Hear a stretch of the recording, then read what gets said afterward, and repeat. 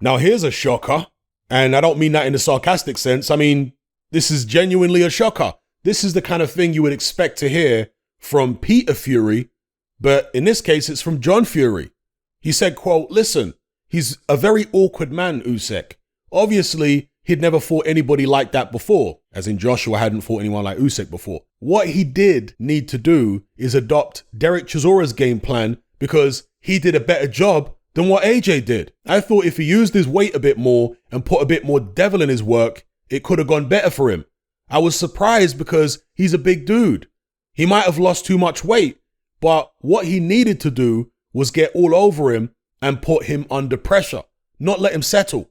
When your plan ain't working, it's up to the corner to switch it up, and they never.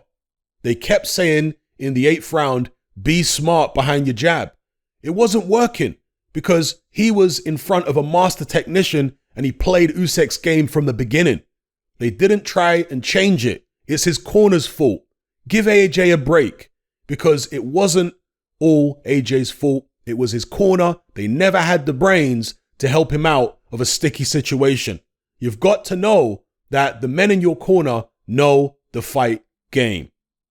Unquote. So that's John Fury being very complimentary of AJ, defending him after his second professional loss. Who'd have thought it? Now, I agree with John Fury that the corner were poor and that he needs better people in his team to advise him in situations like that, to guide him in situations like that.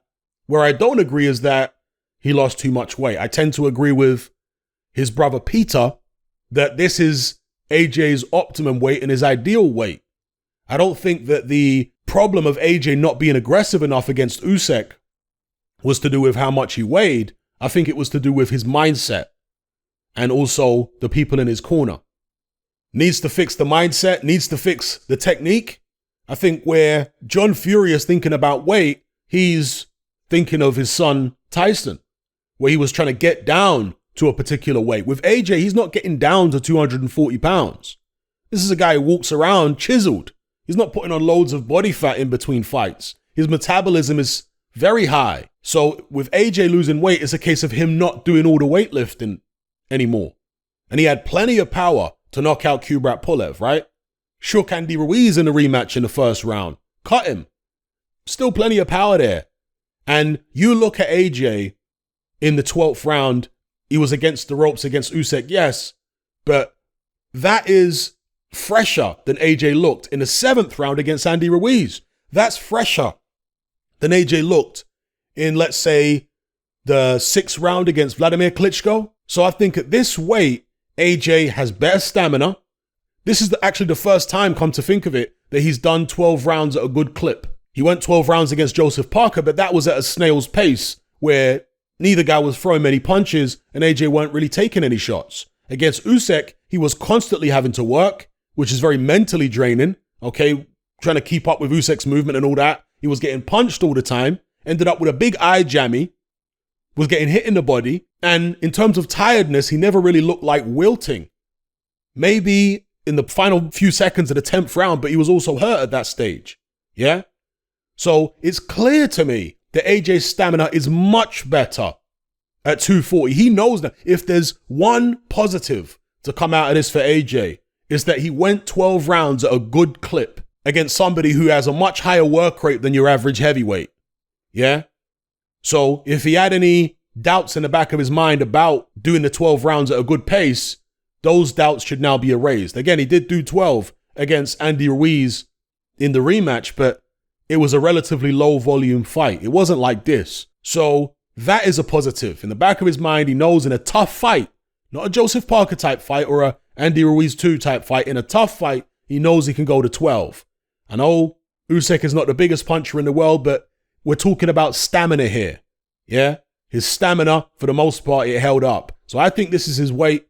I just think the issue is a mental one. He's thinking too much like an amateur. He's still with the same coach that was training him as an amateur. He's up there in Team GB training with amateurs. And I know even Usyk and other fighters will train at certain amateur facilities and train with amateurs. The difference is Usyk's clean boxing his lack of physicality didn't hurt him against AJ because he was so superior in terms of the clean boxing. Whereas AJ's lack of physicality, when I say physicality, he's obviously a huge guy, strong and everything, but I'm talking about he wasn't imposing his physicality upon his opponent. That hurt him. And that's the kind of thing that you learn in professional boxing, is how to impose yourself physically upon somebody. The rough stuff.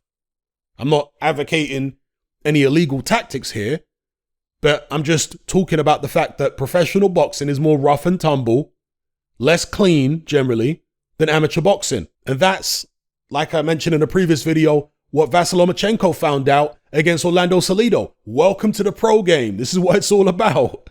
All right. Salido was very dirty in that fight, dirty in many fights, Orlando Salido, but that's the kind of thing that AJ needs to know about. Tyson Fury, he knows about the pro game. You saw what he did in the Steve Cunningham fight. Took the fight by the scruff of the neck, wasn't going to allow this little guy to outmaneuver him and ping him with big right hands from the outside. He was like, no. We got to shut this down early. So as soon as he got off the canvas, he recovered. And then later on in the round, and certainly the third, fourth, etc., put the earmuffs on, marched forward, wasn't worried about trying to look pretty or graceful or slick. He just needed to get the job done and fought a big man fight. And in the absence of AJ having a number of learning fights under a different trainer that can teach him certain techniques whereby he'll be able to use his height and reach more effectively against someone like Usyk, in the absence of that, if he goes into a rematch immediately and still has Rob Mccracken in his corner, he's going to need to adopt similar tactics to Tyson Fury when he fought Steve Cunningham. And not try and be the boxer at all, but just try and pose himself physically on Alexander Usyk, wear him down, and attempt to take him out. Anyway, it's good to see John Fury actually showing some objectivity. He has in the past a few times. He said some complimentary things about AJ, actually, in terms of how he's a nice guy and he'd like to go for a pint with AJ, but in terms of boxing, he don't really rate him. But here, when a lot of people are on AJ's case, including myself, in terms of criticizing his performance, John Fury's saying, well, you know what? It's not all AJ's fault. It's his corner. They should have advised him better. And I agree. Rob Mccracken has got to go. I've got nothing against Rob Mccracken. Never met the guy in my life. Sure, he's a lovely man. And he's done well as a coach, right? With Carl Froch, Team GB, AJ up until this point. But in my opinion, he can't take AJ to the next level. He can't maximize AJ's potential. My argument is purely a boxing argument. It's not about what's best financially. It's purely about what I think are the necessary steps for AJ to take to become the best fighter he can possibly be. And that is probably not going to sync with the best thing he should do from a financial perspective in the short term, or what his team want him to do, because they don't want him to take a big pay cut and start having some learning fights against top 15 guys rather than top 5 guys. They don't want that. They want to keep these big paydays coming in immediately. Right? They're kind of feeling a little desperate, a little anxious at this point. So I'm well aware that my recommendation, for lack of a better term, is probably not going to be implemented. You've also got the issue of AJ's pride. You know the old saying, pride comes before a fall. Right now, AJ's pride is hurting. He wants to get back in there and get revenge on Alexander Usyk immediately. He don't want to go in a different direction. He wants to get that honor back. But sometimes that's not the wisest choice from a boxing perspective, from a development perspective. As I mentioned in a previous video, when Lennox Lewis lost his WBC world title to Oliver McCall and couldn't get the immediate rematch, in retrospect, that was actually a blessing in disguise, because he hired Manny Stewart, and him and Stewart had several fights to get used to each other and change Lennox Lewis's technique, change the way he thought about boxing, and get Lewis's confidence back up. But with AJ, there seems to be no regard for any of that. People just want him to get right back in the ring with Usyk straight away because maybe they're AJ fans and they didn't like the fact that he lost. Now all the people who don't like AJ are gloating and all this kind of stuff. So they want him to get right back in there, just like he did against Ruiz, and right the wrong. Usyk is not Ruiz, bro. If you think that this is as simple as going in there and boxing on the outside and moving away, and no. You're going to need to improve your technique far beyond what will be possible in 6 months with no learning fights in between in order to beat Usyk from the outside. And even if you implement what John Fury said in the rematch and what I think is his best bet, which is to do what Tyson Fury did against Cunningham, you're leaving yourself vulnerable to getting knocked out or schooled even worse than he got schooled the first time. That's very possible. That tactic of trying to impose himself on Alexander Usyk comes with risk. It's fraught with risk. Obviously, the rewards are there if he can manage to put damage on Usyk, and he did manage to damage him, right, in terms of facial damage in the first fight. But no, this time he'd be looking to hurt him, to make him wary, to make Usyk hesitant about throwing shots. That's what would be his goal, and ideally to knock him out. But in the process of trying to do that, he could get knocked out himself. Have a look at that third round. That was at the very end of the round. Imagine if it was at the start of the round or in the middle of the round. AJ might have suffered a knockdown. And that right there was a situation where AJ was looking to land a big punch, or he was trying to get a bit more aggressive. Got clipped and got hurt. So all these people who are desperate for AJ to get right back in the ring are allowing their emotions to cloud their better judgment. That's what they're doing. And as far as the people within AJ's team, money plays a big part in why they want him to get straight back in there. With AJ himself, it's pride. There seems to be no regard for AJ's mental state because he still hasn't gotten over that first Andy Ruiz fight, folks. I told you this after watching not only the rematch with Ruiz, but even the Pulev fight. It was clear this guy hadn't got the demons of Andy Ruiz out of his mind.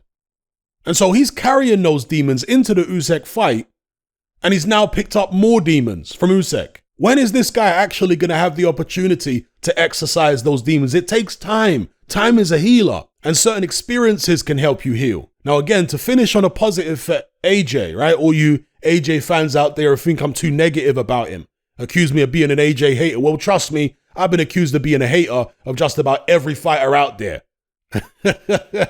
It's absurd. People just can't handle objective analysis, objective criticism, right? It's not about trying to hate on this fighter or hate on that fighter.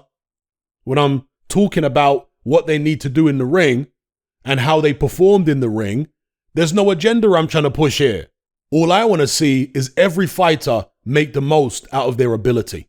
But anyway, to end on a positive for AJ, that experience against Alexander Usyk will stand him in good stead against Tyson Fury. Oh, yes, it will. Because Tyson Fury can't move like Usyk. I know some of the Fury diehards out there, yes, he can. No, he can't. He might look really skillful and graceful when he's up against another big man, like a Derek Chisora, who's not tall, but he's very heavy, or Vladimir Klitschko. But he don't look so graceful against the Steve Cunningham. And I'm telling you now, Usyk's movement is better than Steve Cunningham's movement. He's all round more skillful than Steve Cunningham. And I know the Cunningham fight was a long time ago. But you tell me, when was the last time that Tyson Fury fought a small mobile heavyweight? I'm waiting. The closest he's come to it would be Otto Wallin, who gave Tyson Fury more problems than most people expected. So the Usyk fight will stand AJ in very good stead because he's never going to come across anybody else in the heavyweight division with such good balance who can move like that, with that type of work rate, with such good head movement. Who in the heavyweight division's got head movement like Usyk? So again, if he comes up against the Tyson Fury and Fury's trying to be slick on AJ, then the Usyk fight will stand him in good stead. Different story if Tyson Fury comes forward, because then AJ is going to need the requisite level of confidence to be able to deal with a big aggressive opponent like that. If AJ's confidence is high, then he'll actually be dangerous if Tyson Fury comes at him with regards to AJ's counterpunching. But I said after the Pulev fight, go watch my post-fight video for AJ Pulev. I said, if this version of AJ fights Tyson Fury next, I don't like his chances. Not because he doesn't have things that could trouble Tyson Fury, but because his confidence isn't where it needs to be to beat a man like the Gypsy King. So the Usyk experience will stand him in good stead against Fury in the future, but he has to get his confidence back. And he also, in my view, has to get rid of Rob Mccracken. Let me know what you guys think in the comments below. Come and join me on Patreon and access my weekly no-holds-barred, censorship-free podcast where we lift the lid on a wide range of controversial topics. It's not mainstream friendly, it's not politically correct, but that's the whole point. We dare to stand as a beacon of reason against an army of insanity. Just head on over to my Patreon page and select the tier called Hatman Hot Topics. You'll gain access to a minimum of 2 hours of exclusive content every single week, including podcasts, videos, interviews, live stream Q&A sessions, as well as my popular Confessions of a Nightclub Bouncer series. Not to mention a vast back catalog of hundreds of hours of previous episodes. You can listen via the Patreon app with the option to download in high quality MP3. We've also got a Discord server where you can come and chat and hang out with myself and other members. There's no contract, no commitment, and you can cancel at any time. So come and join our community of free and critical thinkers by signing up with me here on Patreon today.